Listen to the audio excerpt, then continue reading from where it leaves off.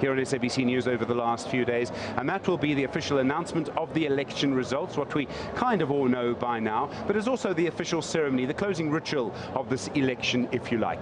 We're also expecting President Cyril Ramaphosa to be here. I understand that he probably will speak. I expect that there'll be some comments from him. We'll keep a close eye on that. We'll bring you the closing ceremony. We'll bring you the final analysis on this election as well through the evening and into the night here on SABC News. There'll be more to come through the week. And if you want to go and see the highlights, and there are plenty of them, you can go to sabcnews.com and watch some of those interviews again.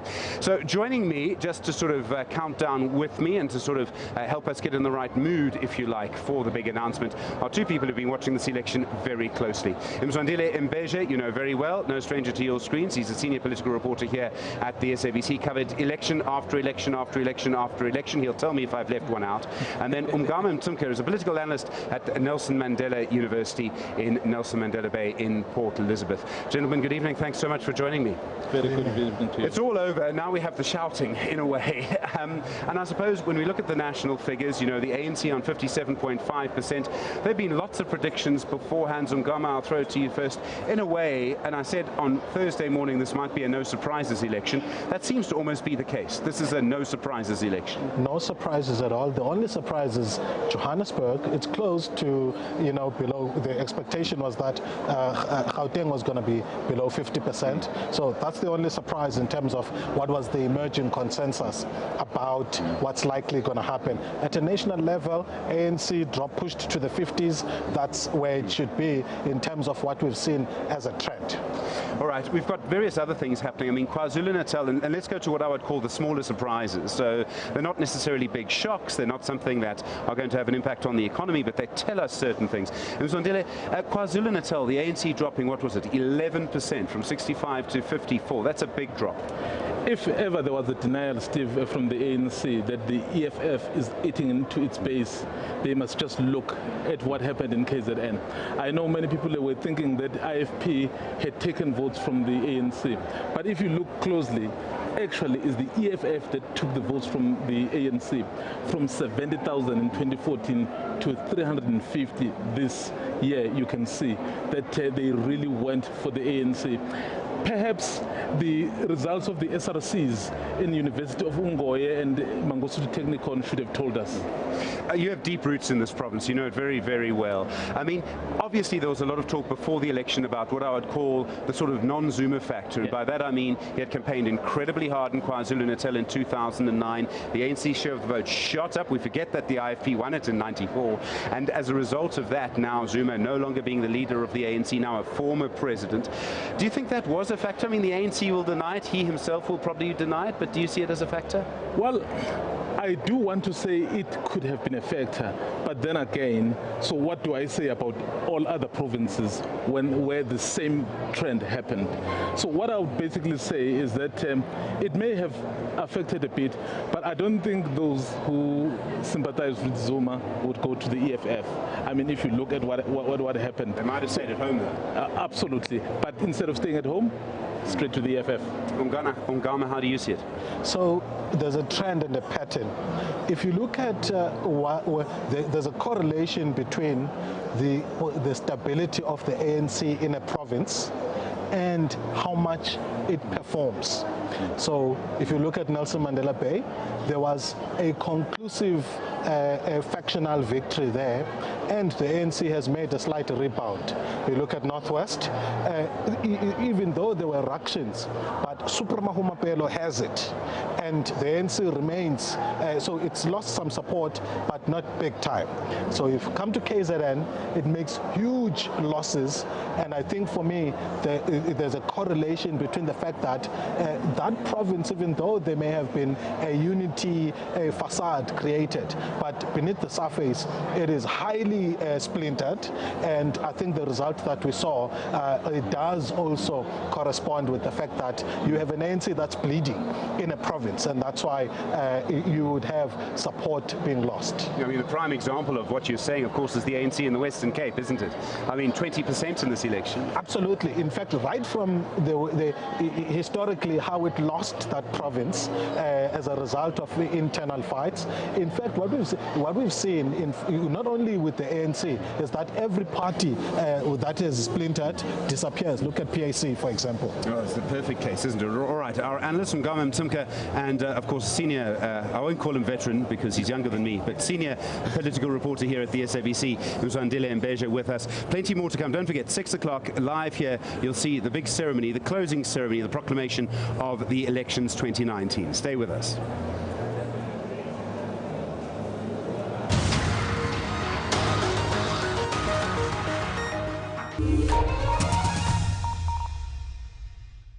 As part of Africa, we're giving its people the great future it deserves with an investment partner like no other, you. We've invested 120 billion rands of our money and yours into creating more than just hope for this beautiful continent we call home. We're sustaining our soil and enriching lives. We're giving our children a brighter tomorrow. We're investing in small businesses to grow the economy. And we're bringing warmth and light to the people who need it most. And by investing in our planet, we're passing this all on to future generations too. Great things are possible when we invest together. That's why we're invested in changing Africa's tomorrow. We do not just speak. We let every voice in our nation find full expression in language and in culture. We do not just teach. We empower all people with education. We do not just bring you the news. We place you where the news is happening. We do not just entertain. We take you on journeys. We do not just broadcast sport. We create an arena for sporting heroes to inspire you. Ours is not just a job, it's a calling. To ensure that everyone in our nation is informed, educated, and entertained. We're able to do this because you do your part. SABC TV licenses. It's all made possible by you.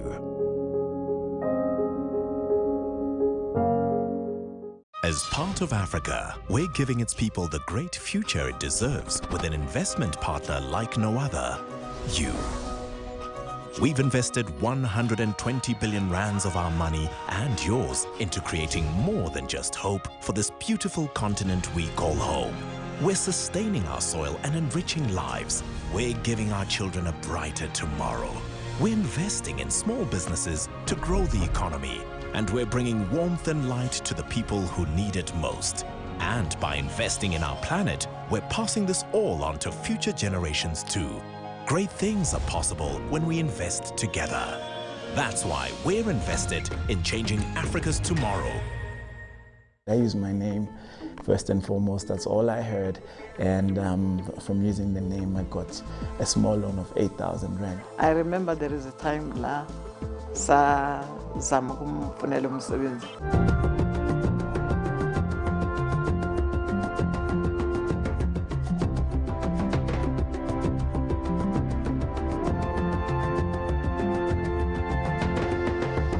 As part of Africa, we're giving its people the great future it deserves with an investment partner like no other, you.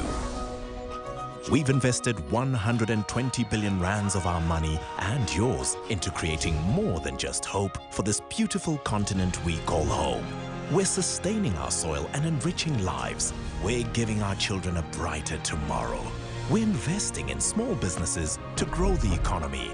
And we're bringing warmth and light to the people who need it most. And by investing in our planet, we're passing this all on to future generations too. Great things are possible when we invest together. That's why we're invested in changing Africa's tomorrow. The SABC News mobile app is your one-stop digital portal to all the news you need. Stay connected with the latest in breaking news. Watch the SABC News channel along with clips and live streams of all. One on the floor, please. May I please request you to take your seats? Lerato, can you assist to make sure that everyone is taking a seat on the front?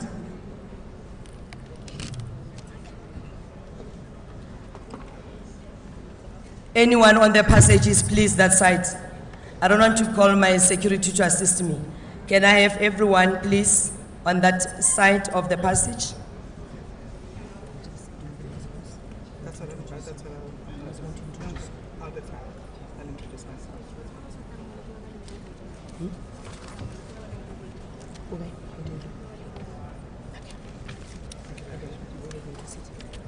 The commissioners are sitting here.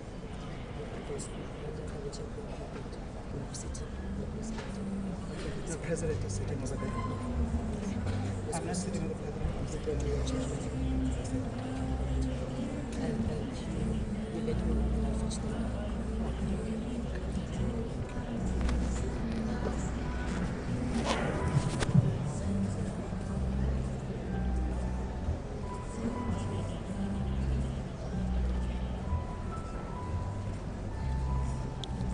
Ladies and gentlemen, good evening. A little bit of housekeeping. If you have any need for bathrooms, may I please invite you to visit bathrooms at around this time, because once the proceedings begin, you will not have the opportunity to do so. The bathrooms for the gentlemen are on my right side, on your left side. For the ladies, it's on the left-hand side and your right side. If you can please do that. And can I please invite all of us to please take our seats and get ready to start.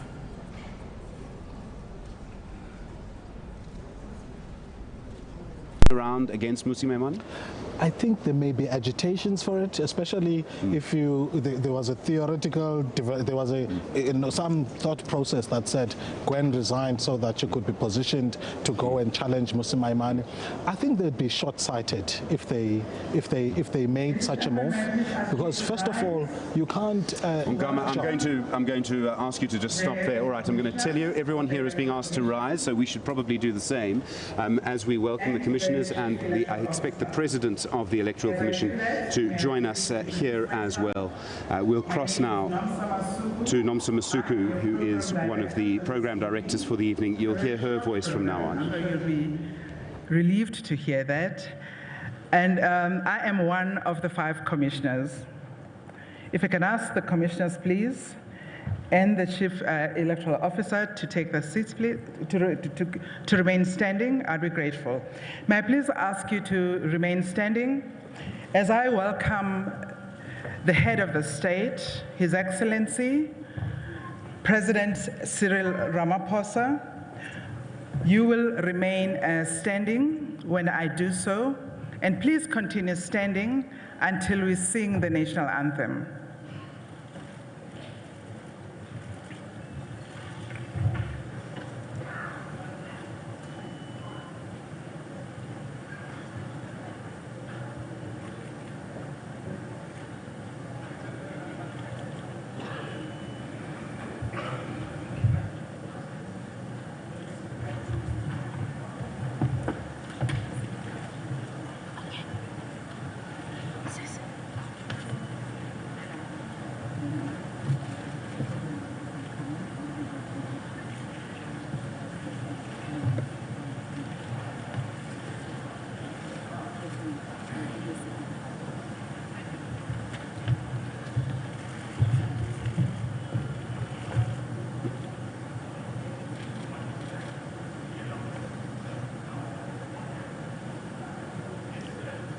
We're ready for the president. Thank you very much. May I please invite you? Ladies and gentlemen, can you please, let us please sing the national anthem. Can you please observe the necessary decorum? Thank you. Thank you.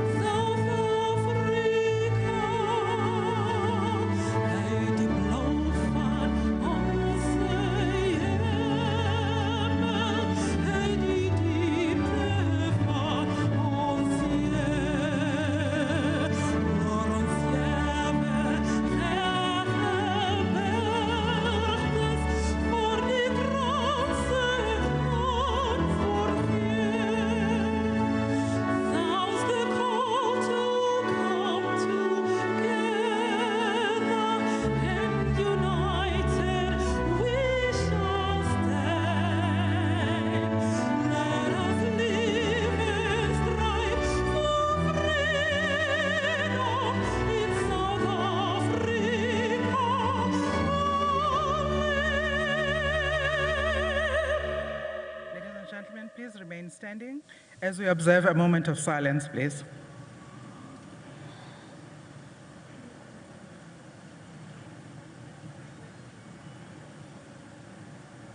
Thank you very much. Please take your seats.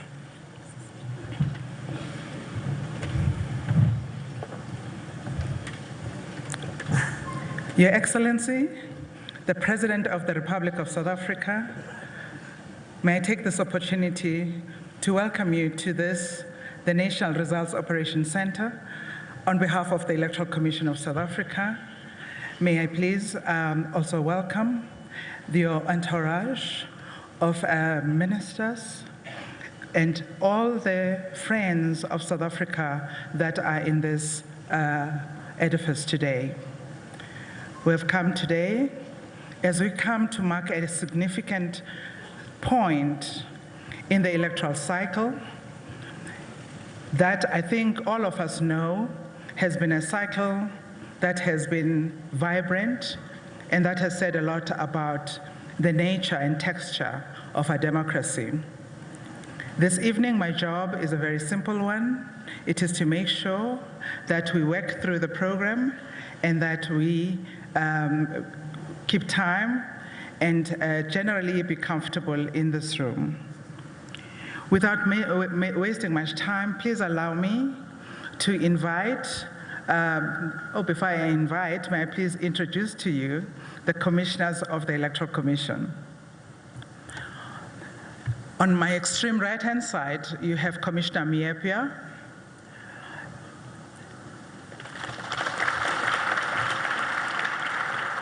Next to him is Judge Daya Pillay.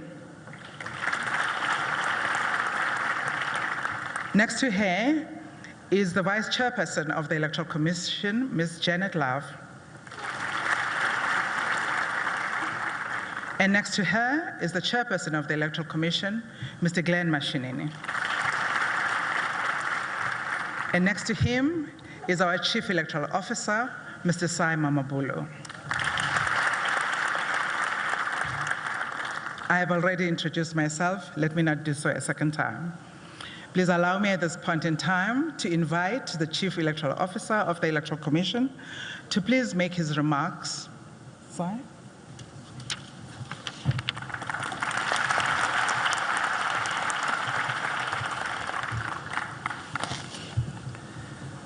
Thank you very much, Program Director.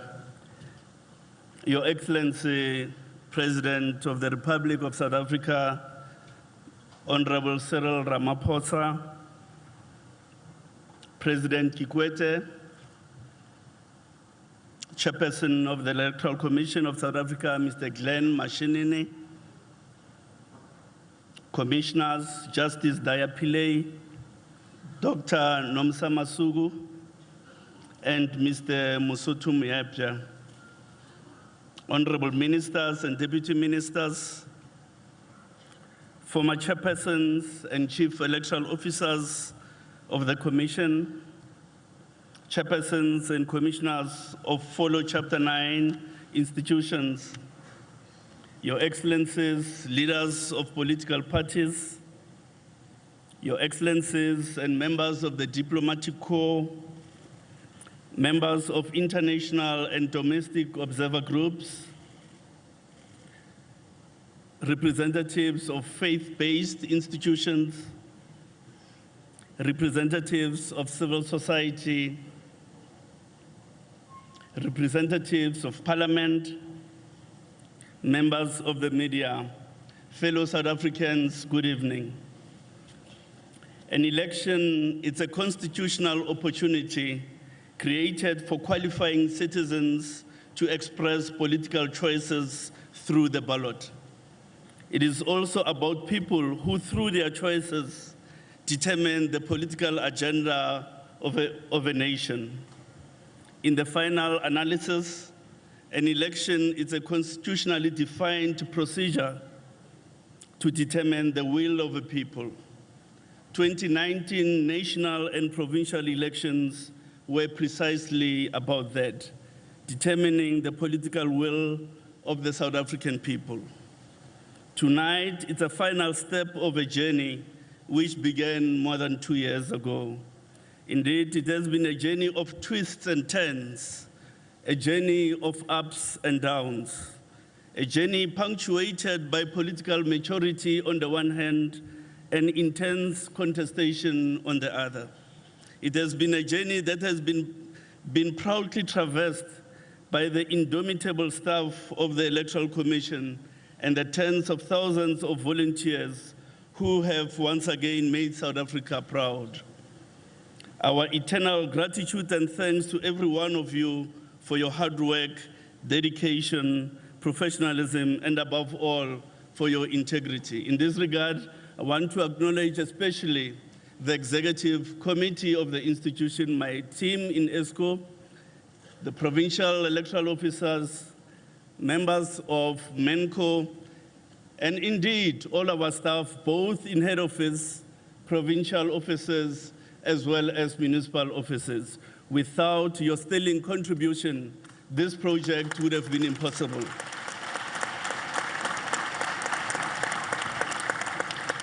But the Electoral Commission alone did not deliver this election. Our journey to tonight's announcement has been traveled with many partners along the way: political parties, government, civil society, the media, the international community, observers, and of course, the people and the voters of South Africa. To all of you, we offer our deepest gratitude and appreciation for the support and cooperation in delivering our country's 6th national and provincial elections. Fellow South Africans, 25 years and 10 days after our first democratic elections, the people of South Africa have once again come together in their millions to participate in democratic elections and to affirm our belief in a united, democratic, and peaceful South Africa. Once again, we have shown the world that despite our differences and challenges, we still unite under a vision of a common destiny for our country as a democratic, free, just, and equal society. These elections are without prevarication the most complex, highly contested, and logistically demanding in our history as a country and as an institution. They have tested all of us like never before. The Electoral Commission, political parties, the media, government, security agencies, and indeed our people throughout the country.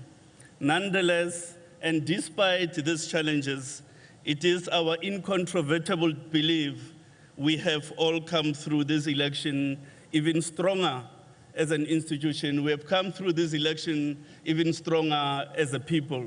We have come through this election even stronger as a country. As the Electoral Commission, we have learned that there is always scope for evolution in systems, people, and processes. Indeed, each and every aspect of elections is under the most intense scrutiny, not only by party agents, observers, and the media, but also by ordinary citizens and voters. Armed with cell phones, cameras, and videos, and linked to social media platforms, they have added a layer of oversight and monitoring that can only serve to enhance the quality and integrity of future elections. We have also learned that the exponential increase in the number of political parties presents the voter with a great choice, whilst at the same time presenting challenges for electoral operations. This increase has most certainly added to the vibrancy and plurality of political opinion and has given voters more choice than ever before. That, I think, is a multi-party democracy in action. But it has also presented the Electoral Commission with a variety of challenges, including significantly increased costs for printing, transport, and logistics relating to ballot papers and ballot boxes. It has also presented us with challenges of space in voting stations, and indeed here at the Results Operations Center. It has also meant a long and rather cumbersome ballot paper for voters, which has increased the time taken for counting and results collation. Distinguished guests, media reports over the past few days have focused on a particularly negative discourse, highlighting isolated cases where our systems, processes, and people may have not worked perfectly. But there is another discourse, a lesser told story of 18 million voters who were assisted to vote honestly, quickly, and easily. A story of voters who climbed mountains and crossed rivers to cast their ballots in pursuit of an ideal to participate in the process of determining the political will of the people. A story of election officials who, through their dedication and passion for our electoral democracy and country, worked night and day to ensure a free and fair election and the rapid collation of results. It is a story of a nascent democratic nation continuing to move forward and defying odds. This is a story borne out by observer missions from South Africa and around the world, which unanimously endorsed these elections as free and fair.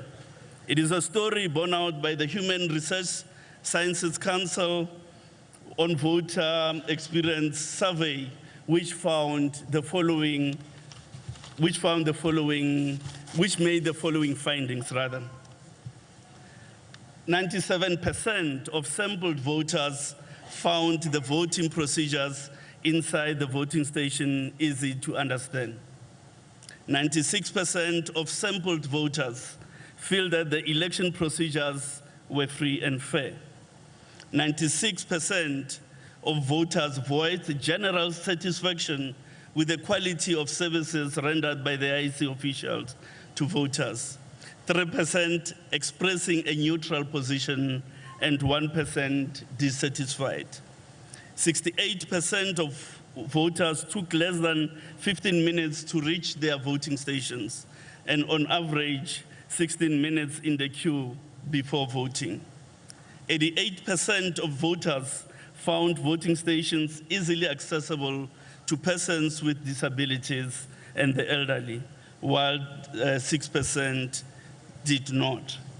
It is a story borne out by analysts, observers, and commentators who have not seen isolated problems, but widespread celebration and affirmation of electoral democracy in action in our country. Ladies and gentlemen, each election presents us all with yet a standard test for electoral democracy. Tonight, we can proudly proclaim as a nation that our democracy has once again withstood this examination and continues to endure with strength and fortitude. This is a tribute to the founding mothers and fathers of our democracy, who put in place a constitution grounded in democracy and the rule of law. It is a tribute to the founding mothers and fathers of the Electoral Commission, who put in place an electoral process which is transparent, inclusive, credible, and highly resilient. It is a tribute to political parties and their leaders and contestants who have respected the Constitution, the electoral laws, and regulations to fight hard but fair. And ultimately, it is a tribute to the people of South Africa who, having tasted democracy just 25 years ago, continue to display an unquenchable hunger for democracy, justice, and freedom for all. After all, the people have recorded their political will, which will soon be declared by the chairperson. To every person who participated, supported, worked, assisted, and voted in these elections, we say, Exe, thank you. Enkosi raleboga danki, ngiyathokoza. Thank you.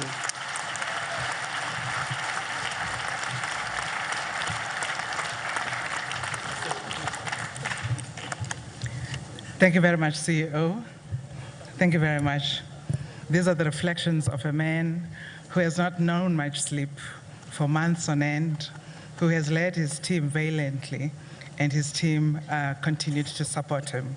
I thank you very much.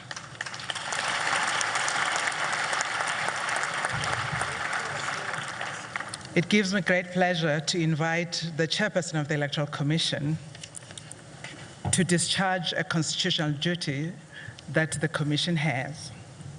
I invite him to come here and announce the results of these elections of 2019.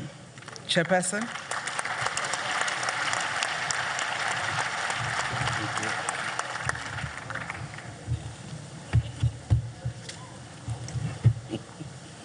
Thank you, Program Director.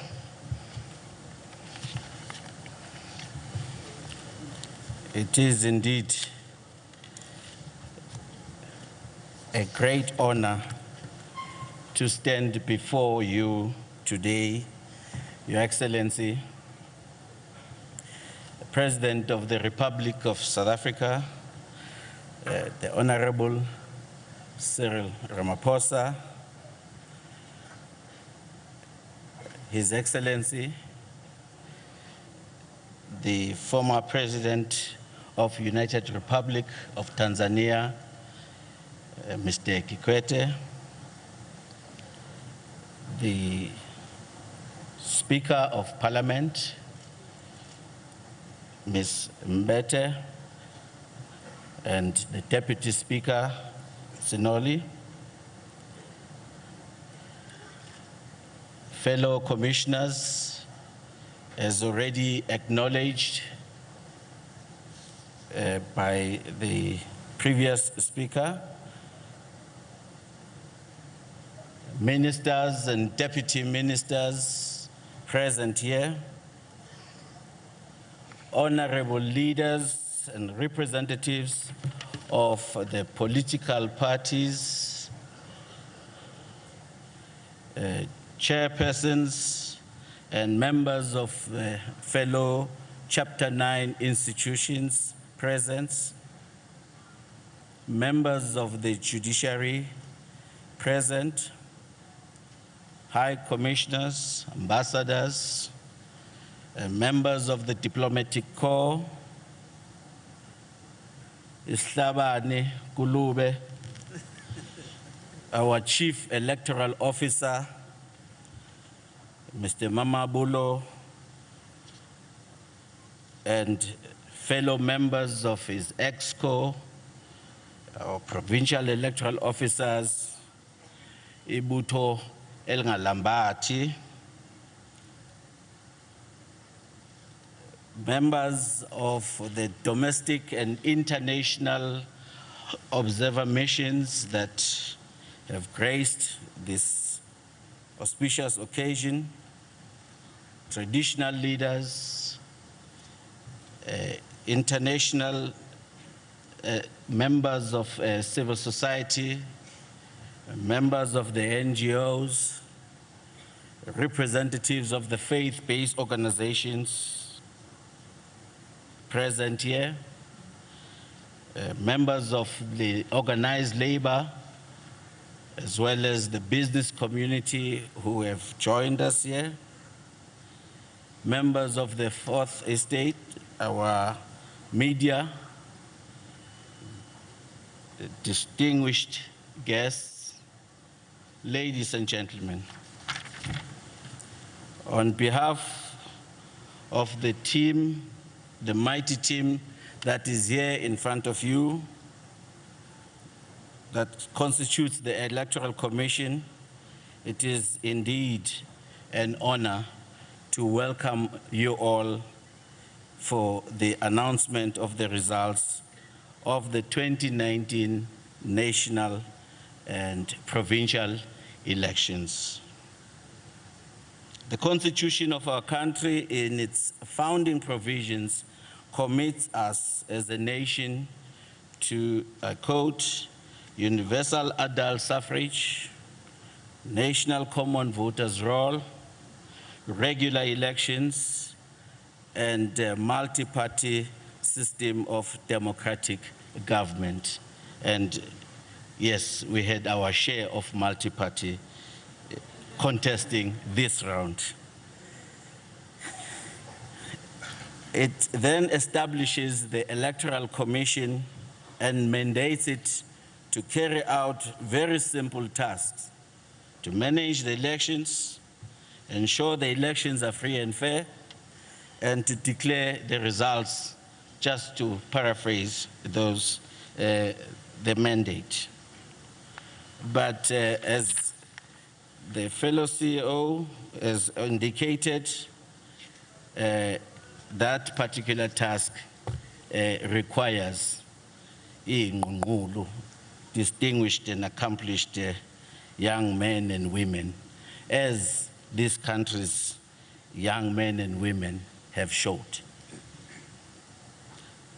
We as the Commission, we are proud once again to meet this mandate.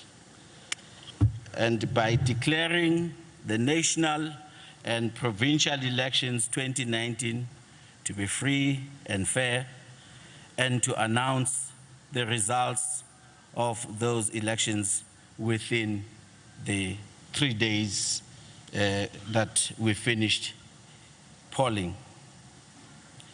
We can do this because of the legal framework, including the Constitution and the electoral legislation, along with the systems, the processes under which elections are conducted, and provides an electoral architecture based on transparency and inclusivity to ensure credible and elections with integrity.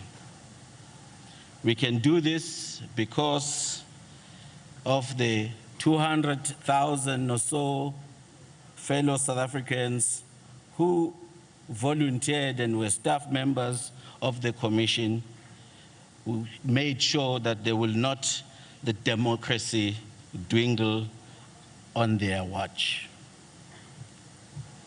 We can do this because the political parties, who are our key stakeholders and very colorful and effervescent contestants to these elections, they share one thing, and that thing in common is a vision for a peaceful, prosperous, and a democratic country under the Constitution and the rule of law.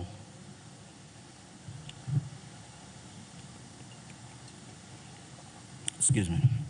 We can do this because the people of South Africa continue also to believe in our democracy. They support the freedom of choice and the justice. Ladies and gentlemen, 14 days ago, South Africa celebrated the anniversary of our first democratic, free and fair elections. 25 years on, we can proudly say as a nation that we remain firmly rooted in the democratic ideals that we adopted in 1994. And our country remains a shining beacon of democracy and human rights for all. It is now my honor and a privilege to then do the easier part than our CEO had to do. It is to announce the results, and we'll start with in the province of the Eastern Cape. The following parties will be represented in the provincial legislature for the next 5 years. The African Transformation Movement with 1 seat, the Free Aid Front Plus with 1 seat, the United Democratic Movement with 2 seats, the Economic Freedom Fighters with 5 seats. The official opposition in the province is the Democratic Alliance with 10 seats. And finally, the majority party in the Eastern Cape is the African National Congress with 44 seats.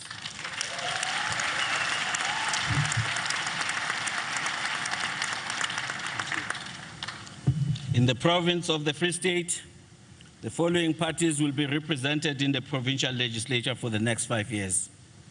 The Free 8 Plus with 1 seat, the Economic Freedom Fighters with 4 seats. The official opposition in the province is the Democratic Alliance with 6 seats. And the majority party in the Free State is the African National Congress with 19 seats.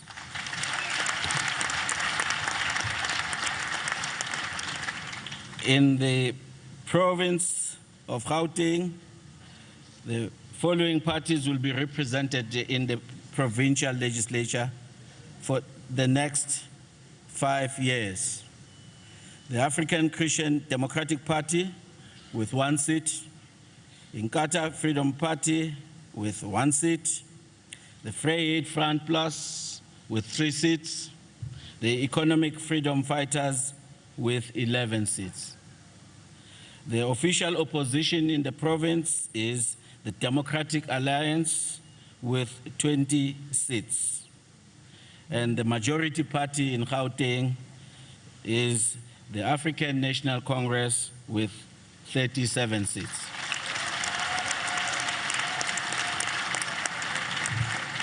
In the province of Kwazulu-Natal, the following parties will be represented in the provincial legislature for the next 5 years.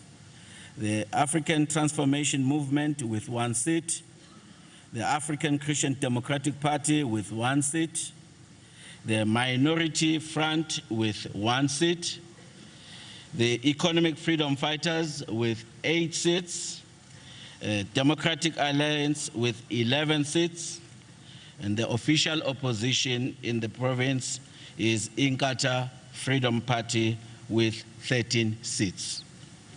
And the majority party in KwaZulu-Natal, I haven't announced yet. It is the African National Congress with 44 seats.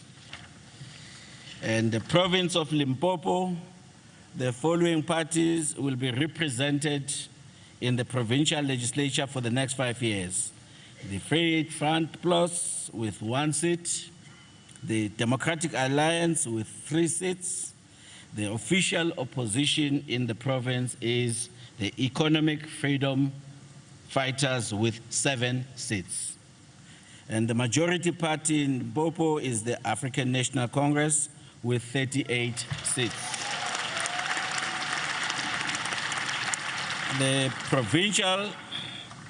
In the province of Mpumalanga, the following parties will be represented in the provincial legislature for the next 5 years.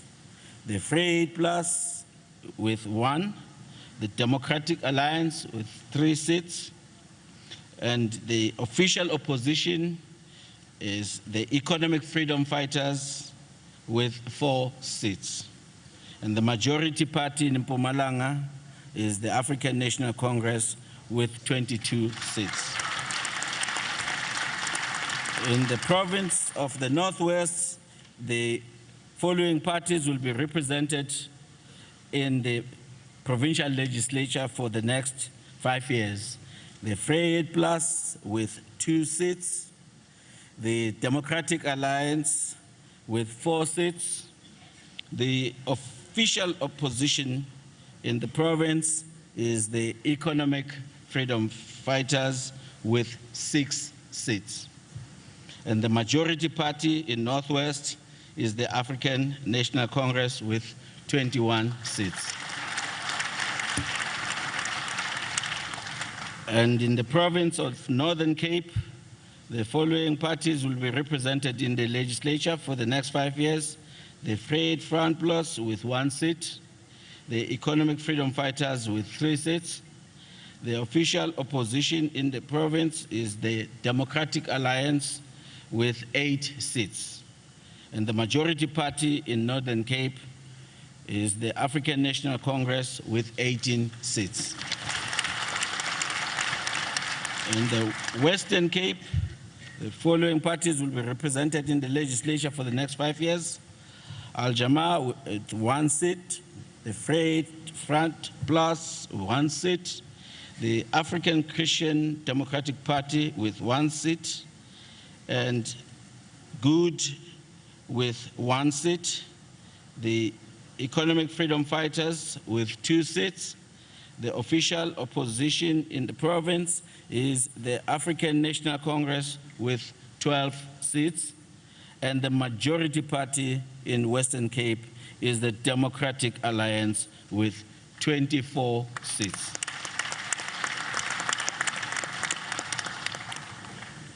Distinguished guests, fellow South African, despite the rapid growth in number of political parties contesting the national elections since 1994, the number of political parties represented in Parliament has remained fairly constant at around 13 political parties.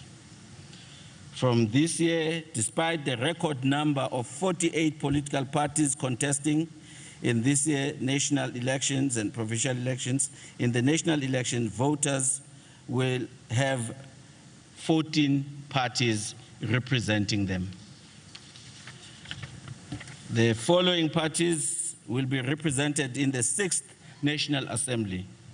Al-Jamaa with 1 seat, the Pan-Africanist Congress with 1 seat, the African Independent Congress with 2 seats, the African Transformation Movement with 2 seats, the Congress of the People with 2 seats, Good with 2 seats, the United Democratic Movement with 2 seats, the National Freedom Party with 2 seats, the African Christian Democratic Party with 4 seats, the Front Plus with 10 seats,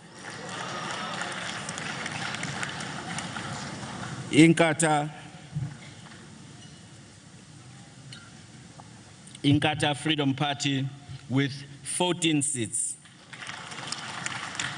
and the Economic Freedom Fighters with 44 seats. The official opposition in the 6th Parliament will be the Democratic Alliance with 84 seats.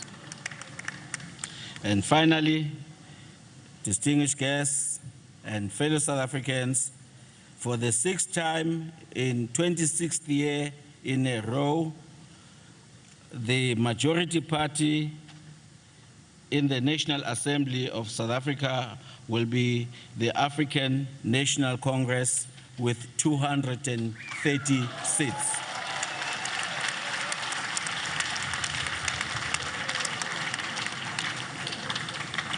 On behalf of the Electoral Commission, we congratulate all the parties and contestants who have won the representation in the National Assembly and provincial legislatures.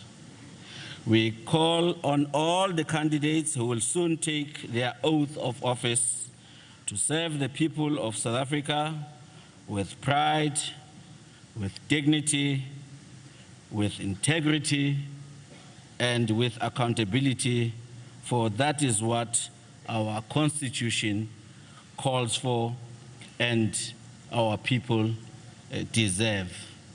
I thank you, ladies and gentlemen.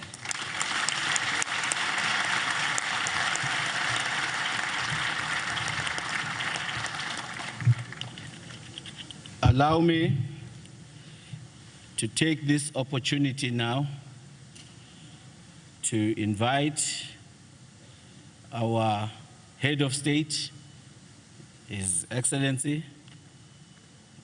Mr. Ramaphosa, to come and address the nation.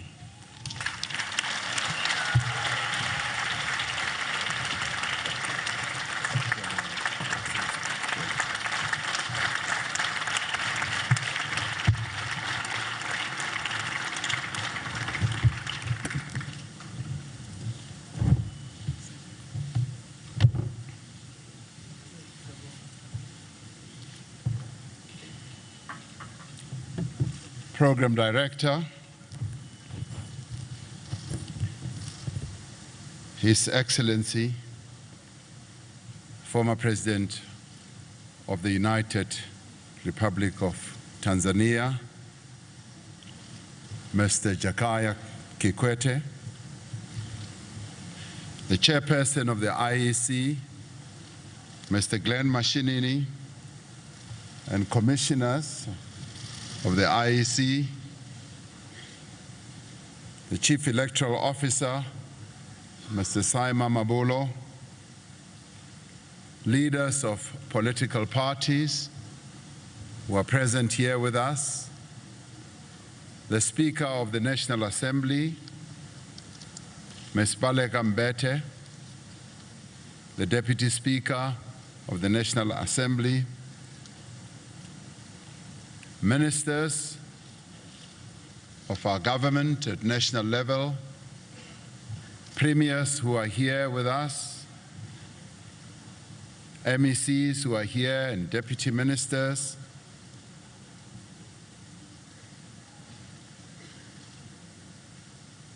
ambassadors and high commissioners, and members of the diplomatic corps, members of the media,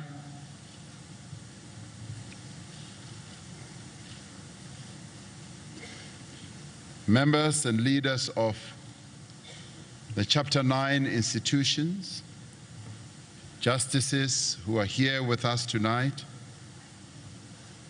fellow South Africans.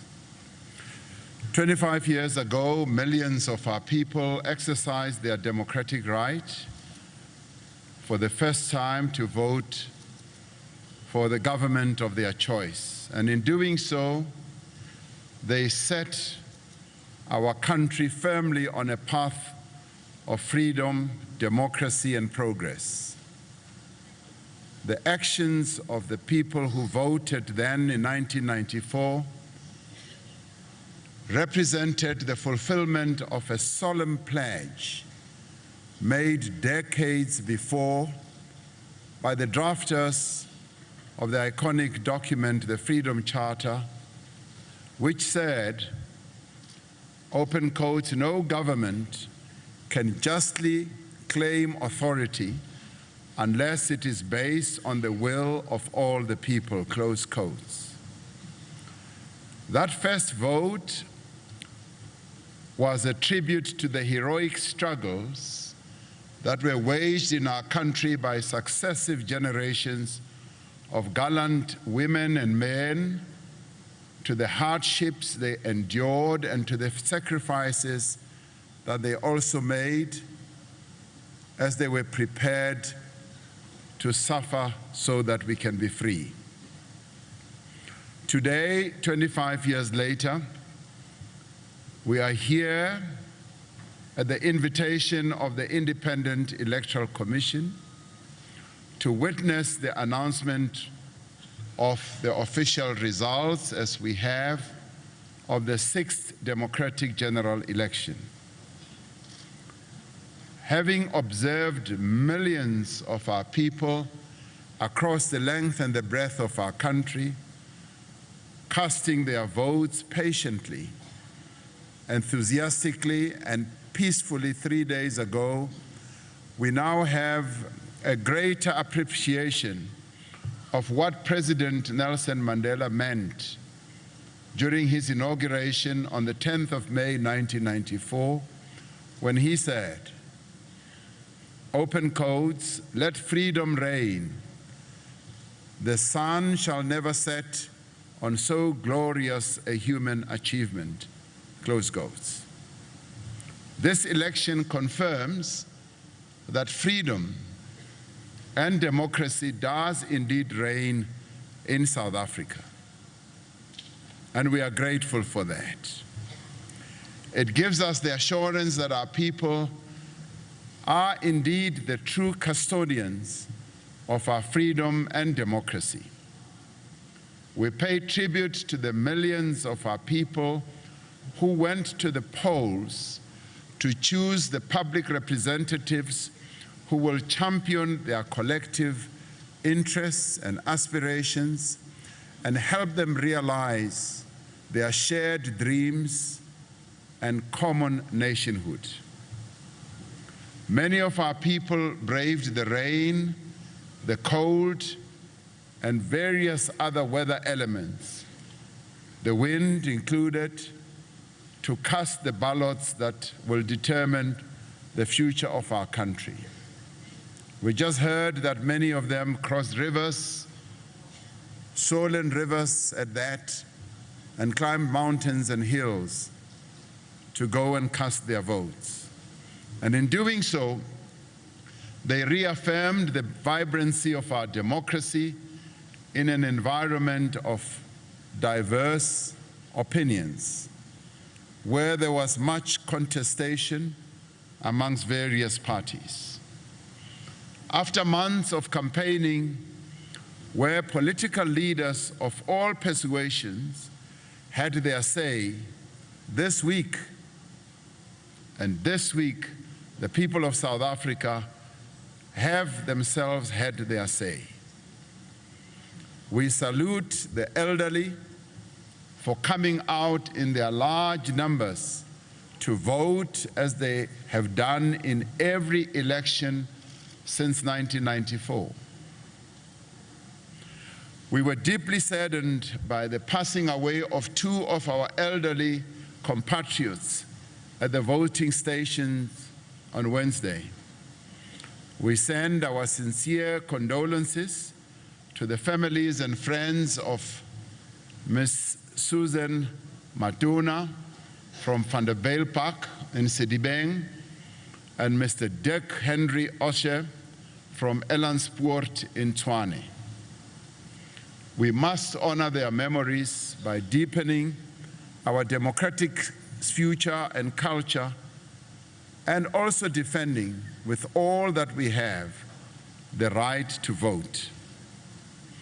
We applaud the young people of our country, especially first-time voters, who participated in the elections and took responsibility for their future and that of our country. I was encouraged to observe the hive of activity on social networks where young people were talking to each other, texting each other, and encouraging each other to go and vote. That should be applauded. We should be pleased that young people are taking such a keen interest in the life of their country.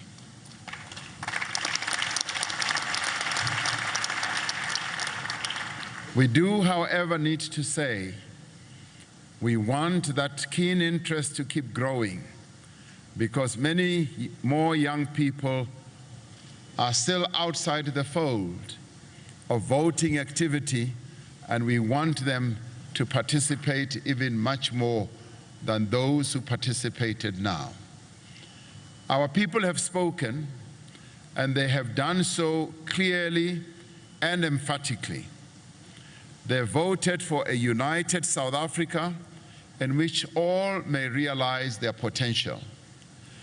They have voted for a more equal society, free from poverty, hunger, and want. They have voted for a country that they would like to see at peace with itself, with its continent, and with the world at large. We thank the staff and the leadership of the Independent Electoral Commission, who have had very little sleep over the past few days. We applaud you, and we thank you for the hard work that you've put in. We watched you on our screens, not every day, but every hour, every minute, and we kept wondering whether you will falter, whether you will weaken, or whether you will buckle under. We are grateful that you still remain standing.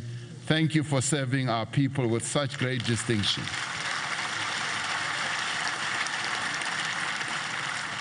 Often under difficult conditions, you conducted yourselves, both as a commission as well as the executive of the Independent Electoral Commission. You conducted yourself professionally, impartially, and with the dedication we have come to expect from this valuable institution. We pay tribute to the men and women of the South African Police Service and the South African National Defence Force for ensuring peace and stability during voting, and to the Home Affairs staff who ensured that as many voters as possible had their identity documents on election day. Thank you very much for all the hard work. I must put in a wonderful accolade for members of the police and Home Affairs, and indeed the Defense Force, for after the floods that our country experienced, when we lost up to 70 people, many of the people who had lost their belongings, their homes, their houses, kept asking, President, will we still be able to vote? And we immediately said that yes, and we said the Home Affairs Office will be able to issue temporary IDs. I'm delighted to say that some of those people that I've been in touch with did testify to the fact that Home Affairs indeed, following those floods, did issue temporary ID documents that enabled them to vote. Thank you very much indeed. I also wish to extend my most sincere gratitude to the leaders and members of the various political parties that participated in the elections. In both your conduct and your words, you contributed significantly to the peace and calm which characterized the entire election season. Yes, there was a lot of contestation.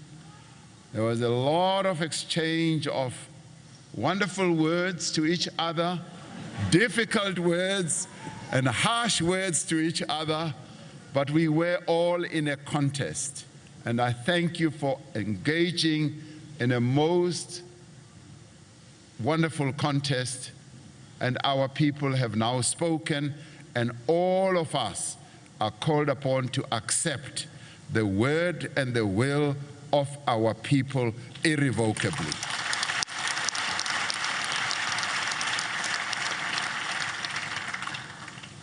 I wish to thank all the observer teams, both local and international. And I want to thank the AU, African Union, for having requested President Kikwete to lead that team, and also for other entities like Aisha for having requested former President of Nigeria, President Goodluck Jonathan. President Kikwete, thank you very much for having come to our country to observe these elections. And thank you very much for the words that you pronounced. President Kikwete, who I saw earlier, said these elections were free and fair, but they were also legitimate. He added that adjective, and thank you very much for legitimizing our elections.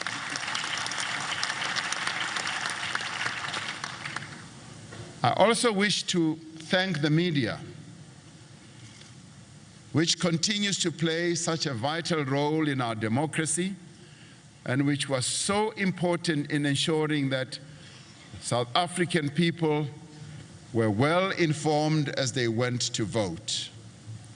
The media continues to play a pivotal role in the life of our country, and we thank them dearly, and we know that many of them did not sleep for much of the time. You are now granted presidential permission to go and sleep. What happens hereafter doesn't really matter. You can go and have a holiday and sleep for a number of weeks. We will get on with the work. Leave it to us.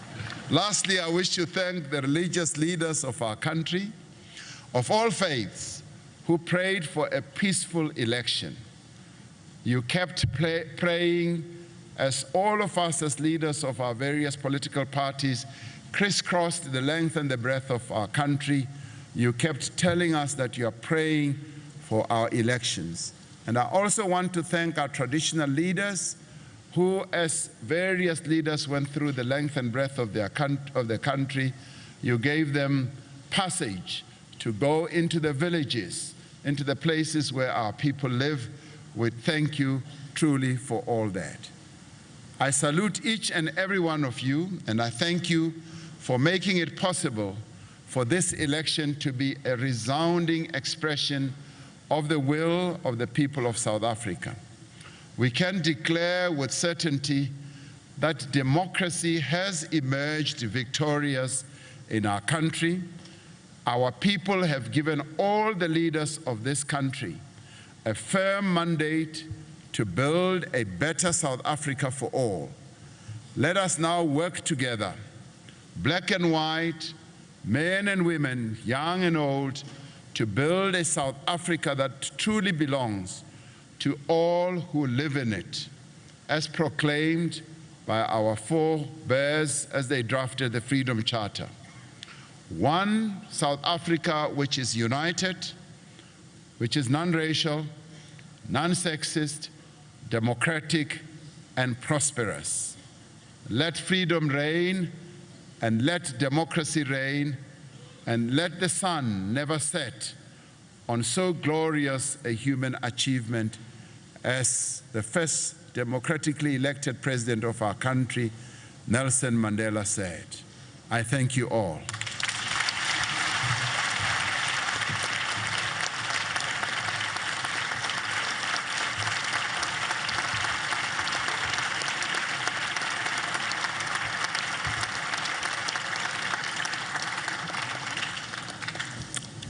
Your Excellency, thank you very much. And may I please ask you to take your seats again. At this point in time, may I please call upon the chairperson once again of the Electoral Commission to come and perform a particular thing that he forgot to perform.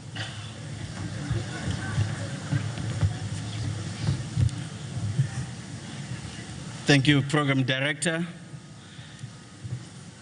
The Electoral Commission of South Africa wishes now to declare the elections to be free and fair. Thank you.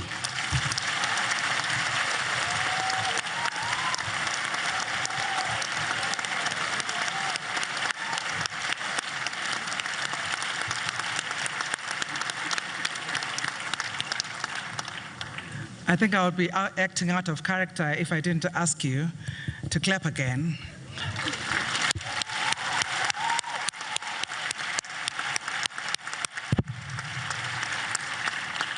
Thank you very much, Chairperson. At this juncture, may I please invite the Vice Chairperson of the Electoral Commission, Ms. Janet Love, to render the closing remarks, please.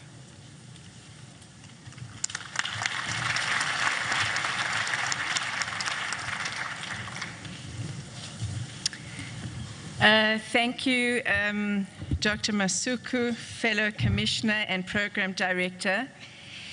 Your Excellency, President of the Republic of South Africa, the Honorable Cyril Ramaphosa,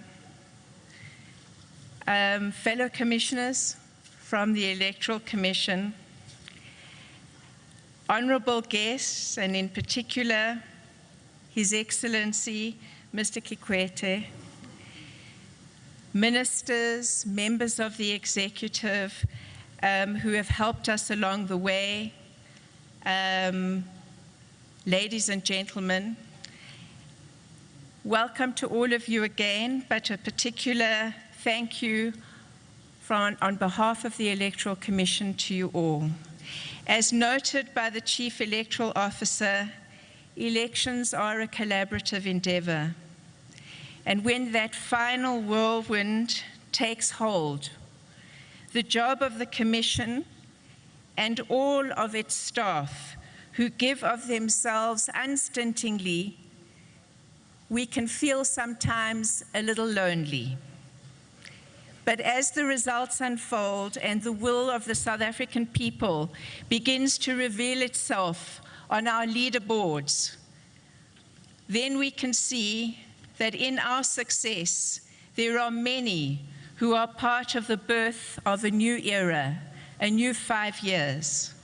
Tonight is a time for the Commission to also express our tributes to all who have worked with us to reinforce our democracy and to celebrate our country's 6 successful national and provincial elections. While we express a clear salute to the millions of South Africans who turned up to vote, there are also other role players whose essential presence make up the electoral music. We thank our former Parliament and chairpersons and members of Portfolio and Select Committee for their support and assistance throughout our preparations, and especially for expediting the passing of amendments to electoral laws which were so necessary for these elections. We also express our appreciation to the Minister of Home Affairs then and to the chairperson of what was the Interministerial Committee on Elections, Dr. Twele.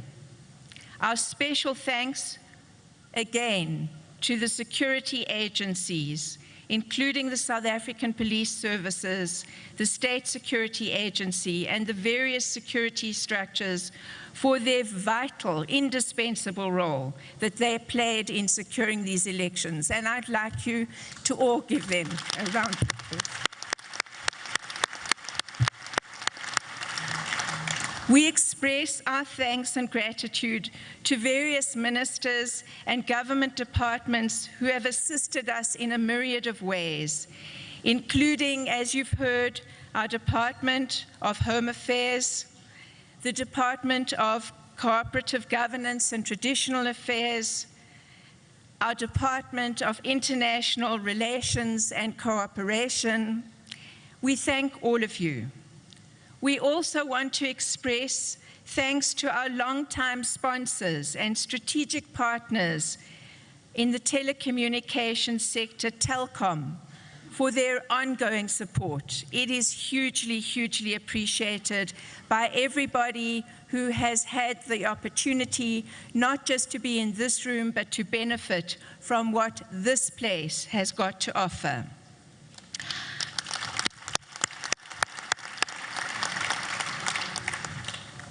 Our special appreciation to the SABC for enabling us to communicate with and to share the unfolding of the process and the results with the world at large. To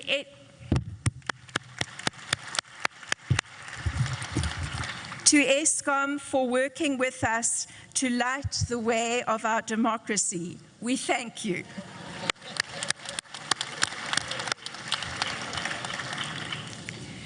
To Vodacom for your support in boosting coverage here and at the voting stations around the country, sometimes in the most remote places, to assist us in communications and transmissions of results. We thank you for helping us in these endeavors.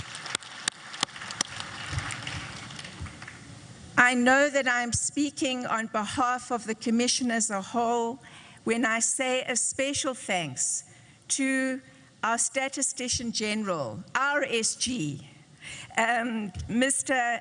Maluleke and his team from Stats SA for their immediate and unhesitating assistance that they provided to us in order to undertake additional assurance processes in the form of an independent sample study. Thank you, SG. Thank you.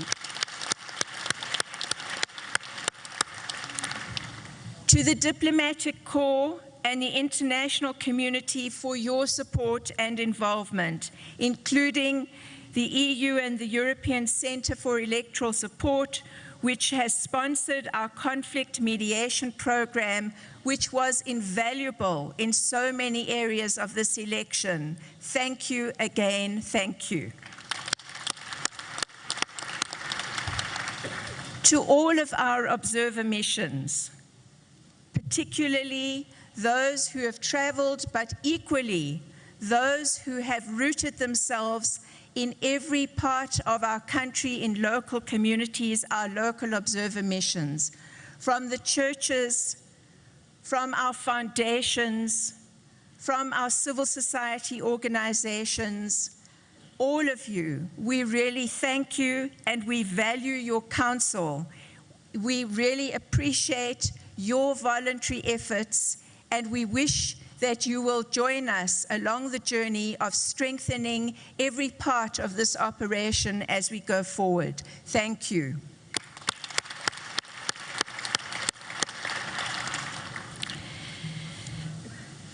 To the CSIR, which also quickly and unhesitatingly responded to the call of our CEO to investigate and assess the indelible ink marker pens, and who has committed to working with us in the future to ensure huge improvements in this regard. To a number of our corporate sponsors, including Sasol and Uber, which provided free rides to voters, to famous brands that helped feed those volunteers that worked for long, long hours. We thank you, thank you, thank you. To members of civil society and the media, in particular, Media Monitoring Africa, SANEF, and the social media platforms, including Facebook and Twitter, for working alongside us to combat digital disinformation. We were a world starter in this as an electoral management body, and we are going to use these lessons to strengthen our capacity and to share our experience with the world. Thank you. Thank you for your assistance. Finally, ladies and gentlemen, let me thank key participants in our electoral symphony, the media, the commentators, many of the commentators, the analysts, and the bloggers. Thank you for the vital role that you play in informing the electorate, in performing a watchdog role, and for your independence, which is sometimes a little uncomfortable, and for your impartiality and your vigor in promoting democracy. We want to say to you all, without a free press, there can be no democracy, and we call on everybody to enforce that component that underpins our time of elections at all times, to defend our media. Thank you to all of you in the media.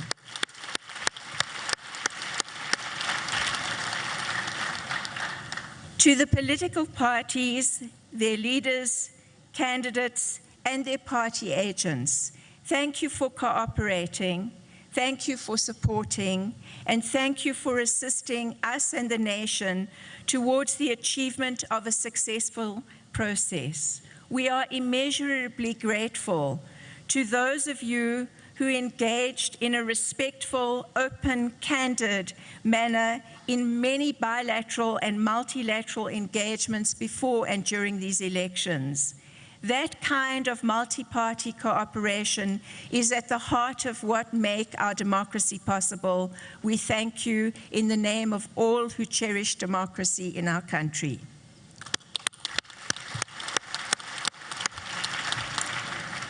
To our 190,000 volunteers, our wonderful electoral staff, and our capable and committed leadership of the Electoral Commission in the form of our CEO, our EXCO, our provincial electoral officers.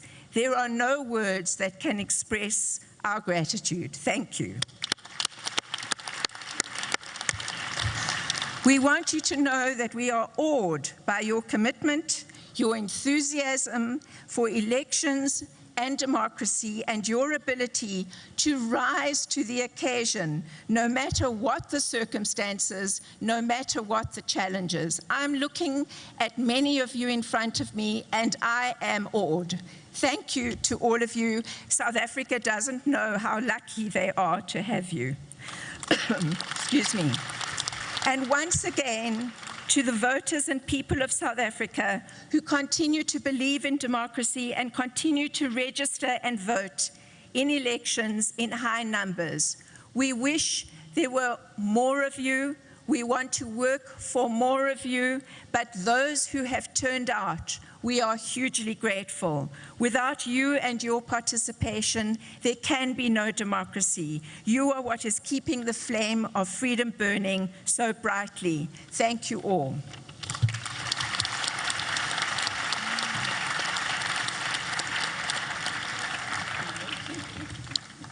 Thank you, Vice Chairperson.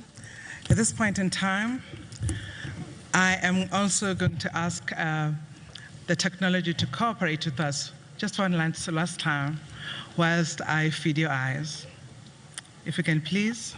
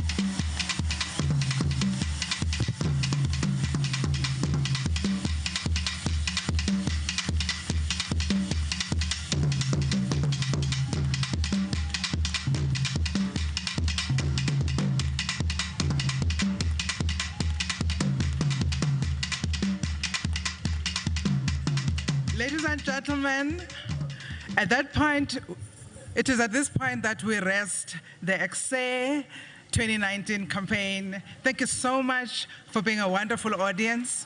May I please ask you to release Our Excellency, the President of South Africa first. If you are wearing a green armband on your hand, you will be escorted. Well, welcome back, and that is how this ceremony ends here at the Results Operations Centre in Gauteng, in Pretoria. The fireworks of the election, and dare I say some razzmatazz, brought to you by the Electoral Commission right at the end there. President Cyril Ramaphosa is beginning to leave here along with his entourage. So, just to recap, speeches by the President, quoting Nelson Mandela there, the founding President of Democratic South Africa, and quoting also from the Freedom Charter, generally seen as the founding document of our Constitution. Commentary as well by the chair of the IEC, Clinton Mashinini, and of course comments by the CEO, the Chief Electoral Officer, Simon Mabolo, as well, addressing perhaps some of the concerns that were raised, but also commenting in their own way on the elections and commenting on their own research. 97% of people saying that they had a satisfactory experience while voting. Our analysis will continue. Our coverage of the events here will continue through the evening. You'll be able to have a look, and we'll have a detailed analysis of of the seat allocation of the various parties, which has now been announced. So joining me is a veteran of many elections, the SABC senior reporter Mzwandile Mbeshe, and the political analyst from Nelson Mandela University, Ongama Mtumka. Well, gentlemen, Mzwandile, we've seen some flourishes at the end of an election before, but I've never seen anything like that. Wow, it just tells you the mood, the spirit, the excitement that everyone is having right here. I mean, we have concluded such a mammoth task. Remember, everyone at some point was saying, how are we going to get there?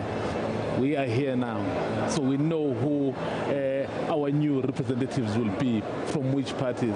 So it's down to work. Ngaba, sometimes we forget this, but sometimes I think we need to pat us all on the back for the fact that South Africa is a democratic and free nation, and no one talks of any serious threat to that, and this election is proof. Absolutely, and you know, there was such great moments of pride as the reflection, as we made the reflections on an election which at some stage was, there was a breath holding moment where, you know, all of us were thinking, where the IEC going to pull us through in the same way they'd been doing. So it's really a great moment, and I'm very proud to be a South African at this time. I was hoping one of you would say it so I could agree. I mean, what was interesting to me was the preparation that happens. I mean, the Electoral Commission, as you say, one or two nervous moments, but then suddenly, and they've obviously kept the information until this particular moment. I mean, they're political operators in their own right, and my notes suggest 97%, this is their research, 97% of voters say that they were happy, found it easy to understand. 96% found it free and fair. Mzwandile, I mean, those are huge numbers. Absolutely. You know, talking about the free and fair, remember that in the previous elections, we used to have the issue of political violence. And we didn't see that this time round. I mean, those killings had nothing to do with the election contesting. So it does then give the confidence to the voter that he is or she is free to cast his or her ballot. So I think I agree with them. So it did appear very free and very fair. And I suppose fitting as well. I mean, there was this interesting moment, Ungama, when Simon Mabolo, I think it was, the chief electoral officer, I mean, I hope that someone somewhere has prepared a nice comfortable bed for this man, because he deserves it. And you know, he quoted and he spoke about the founding fathers, and you know, spoke about them, and sitting in row one right in front of him is President Cyril Ramaphosa. Yeah, absolutely. He was talking about him proving the strategic correctness of having had a constitutional democracy as opposed to a parliamentary democracy, a great constitution that recognizes freedom, our freedoms and our rights. I think that was really great. And also, I mean, if I may, those statistics, it was important that they were read back to us, because sometimes, because of the participatory nature of how, you know, we report even as citizens, without the professionalism to verify facts, we can create an impression that too many things went wrong. So it was good to actually get to hear the data. I mean, let's hear some of these numbers again, because they're quite important. I didn't get all of them, but it was 97% of voters found the process easy to understand. 96% found it free and fair, found the elections free and fair. Something like 96% voiced general satisfaction of how they were dealt with by the IEC officials. Yeah. I mean, there's no fast food restaurant in the world that's going to get a figure like that. 68% of people took less than 16 minutes to vote. I mean, that is world class. And then, I mean, those really show you, I think, that there's, and then it also tells you, I suspect, Mzwandile, that there's also a culture of voting in South Africa, a culture of standing in your queue and making your mark. I know, you know, I think because we are a bit impatient as a nation, by the way, Stephen, obviously we would always compare ourselves to the established democracies. You know, a number, the percentage that we obtained in South Africa of people who went to vote, I think it's about 63. Okay, I stand correction there. So by international standards, that's very high, because you find established democracies at 40%, at 37%, and those people are satisfied. The fact that you and I are still saying maybe more people should have gone out tells you that that culture is taking root. It's interesting how people, some people I know this week have been hiding their thumbs, I think out of shame, because, they didn't vote. Let's have a look at seat allocation, and this is really interesting. We have it here, and what you can see, for example, is the first shade of green is the ANC, and what that really tells you is how consistent they are. They've lost some seats, but 230 seats is what they actually have. I mean, Ngama, in many ways, this is really what you would expect, that you would still have this number of seats. So what I like about this, Stephen, is that you remember at the time when we needed to deal with a president that was delinquent, the margin was too huge, and I think about 280 some odd. So when all the opposition parties came together to deal with this at a parliamentary level, the legislature failed. But when I'm looking at these margins now, what they help us to do, they help us bring closer to an activist parliament, where you may find, should there be a number of ANC MPs that want to collaborate with the opposition because the country dictates it, and you can understand why Ace was quoted as saying, go there and you follow the ANC as opposed to your conscience, because the risk is there now that you can have a stronger house as opposed to a governing party that always wins regardless of constitutionality and upholding our values. In fact, if I recall, during that vote, it was a secret ballot vote, it was about 30 votes we thought was the difference, and it's 230 for the ANC now. So that difference is suddenly, that could have been very, very interesting. Absolutely, absolutely. All right, the Democratic Alliance, it's sort of roughly the same sort of amount of blue in Parliament, but they have lost 4 seats, and we're sort of back to this conversation in a way in Zwandile. I think that the Democratic Alliance, they might feel that their caucus hasn't been significantly weakened, but what happens next in that party could lead to further weakness. Well, it's quite interesting, and especially because they had fashioned themselves as the alternative to the ANC. So here is an alternative regressing. So what does that say to the voter, particularly those that had been drawn to the DA? In fact, what you will start to see now, as we alluded to it earlier, is that there will be people who will be questioning, is the driver of this train still the right driver?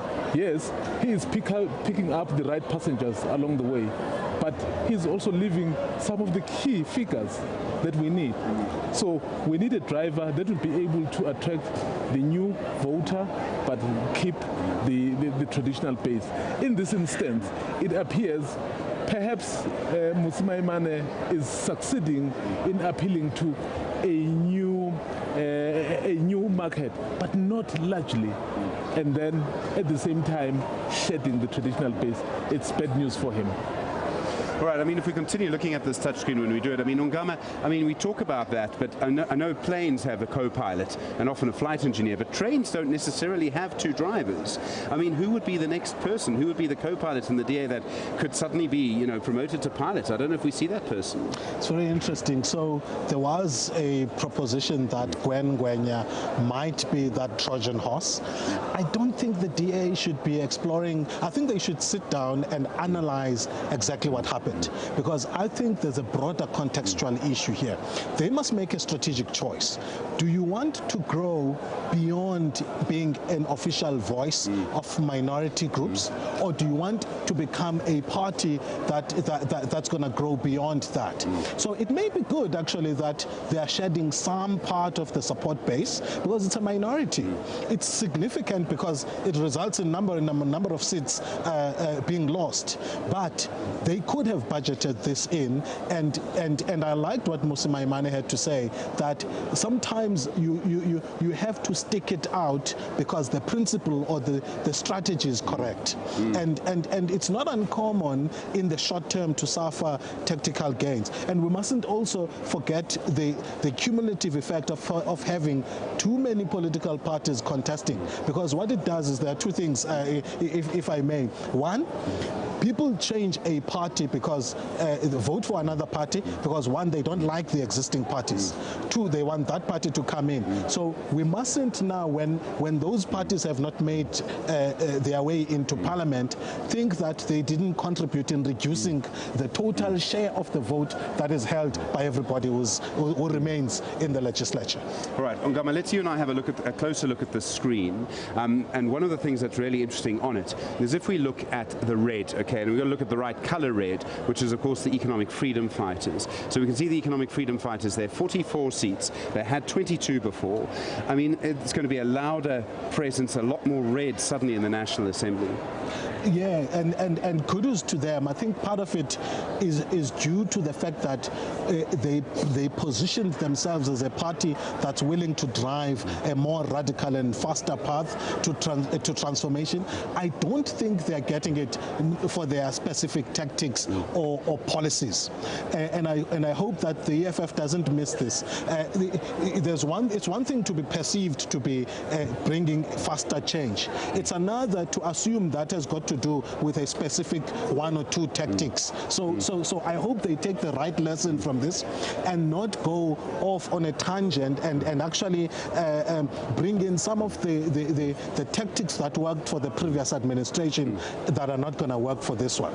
Well, one of the other questions that comes into this, of course, with the economic freedom fighters is that of the 24 MPs they had in the last parliament, the 5th parliament, I think 12 of them or 14 of them didn't see out the 5 years. You know, people resigned or were fired or whatever, there were ideological disagreements.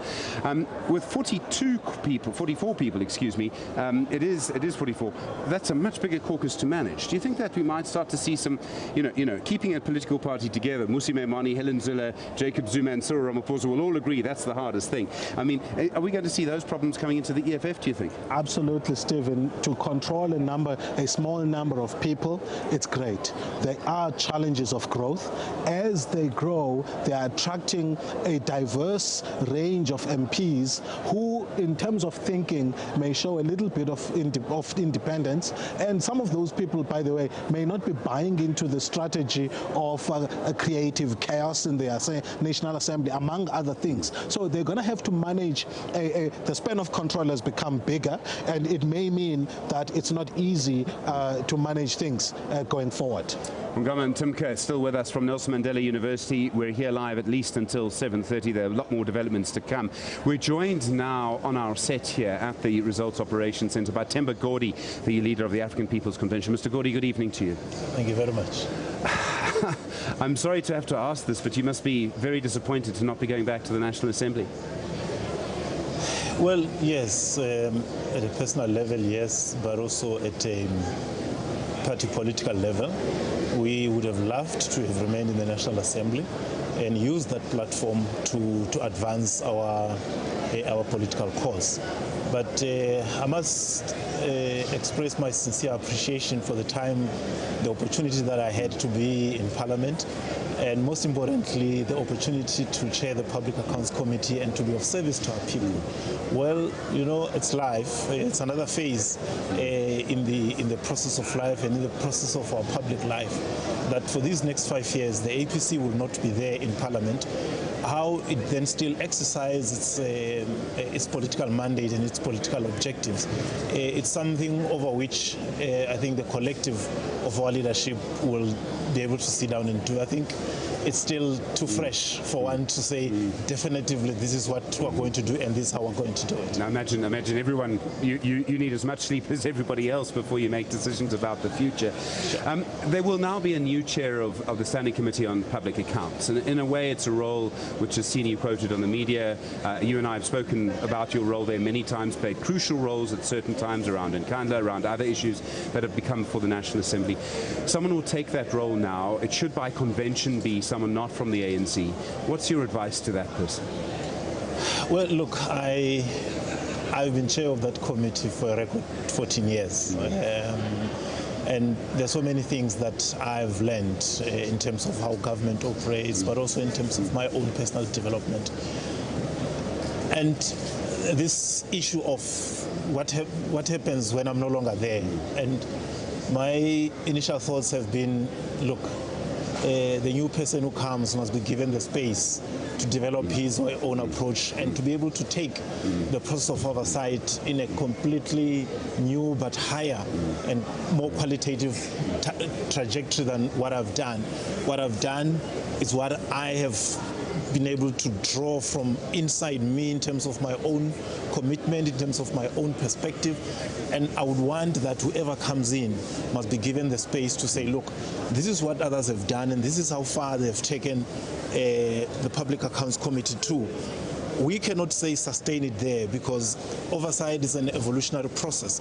How do they take it to a higher level? And I think that cannot be on the basis of past experience. And for the African People's Convention, so I mean, we have seen political parties coming and going. Different things happen to different parties. Sometimes when they leave Parliament, it's very difficult to come back. Are you going to keep fighting, or are you going to have a sort of different look at your political future come, say, Monday, Tuesday morning? Well, look, our Politburo will be meeting next week, Saturday. I'm sure throughout this week, people will have gone beyond the initial emotions of no longer being in the National Assembly. We have councillors in the 7 provinces in this country, and I had campaigned in all the 9 provinces, and we have a fairly good presence, good individuals that so far since morning have been saying, look, whatever happens, we still believe in the cause and we would want to sustain that cause. It was not sustained because we're in Parliament, it was sustained because we believe in it, and that belief does not die with absence in Parliament. And look, we have gone to these elections, we didn't expect to lose, we have lost.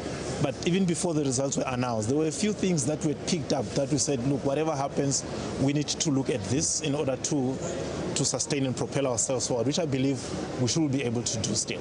Themba Godi, thank you very much indeed for your time. The leader of the African People's Convention there. The analyst Ngama Mtimka is still with us. Right, Ngama, we've got literally 2 or 3 minutes left.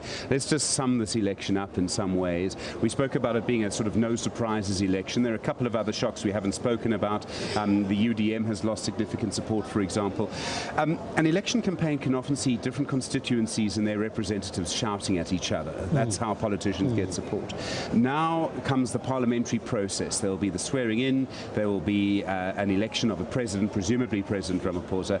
In a strange way, do you think there's an opportunity now, the next 3 or 4 weeks, for us as a country, or the different constituencies that make up South Africa, the rich, the poor, the racialized inequality, township, suburban, rural, etc., to sort of come together? Do you think that moment exists now? There's that window for the next month or so? I think there is, especially if you think, Stephen, about the nature of the mandate we have given to the 6th administration.